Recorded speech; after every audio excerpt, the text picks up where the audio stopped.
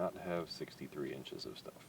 Sure, the newsroom is quiet now, but in just an hour, Casey Welsh and the office would go into overdrive as 2 officers were injured and a man died following a traffic stop gone wrong. He called in off-duty reporters and sent them to the scene, asking for updates and redoing the next day's print layout. However, that still wasn't as crazy as the day news broke of the Tecumseh prison riots Mother's Day this year.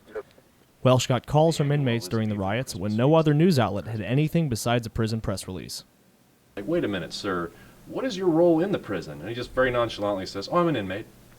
And all of a sudden, just like, drop everything, pull up, I'm writing down everything you're saying right now. And at 11:30 p.m., the inmates called back with a very different story than what the public information officer had said.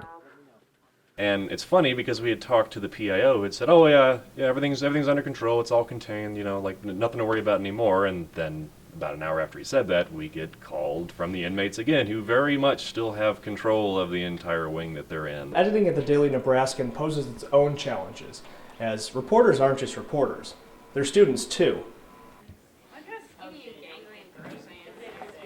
It's sort of difficult when we have other things we're doing outside of the Daily Nebraskan, such as classes and having a social life and having a college experience and all that. Kelly said editing is about communication with reporters and other sections. Oh, Andrew, one of the writers updated the Google Doc with a photo request for Wednesday.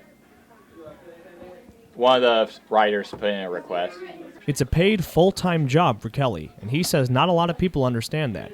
He's not bringing home about $450 a month to sit on his hands all day.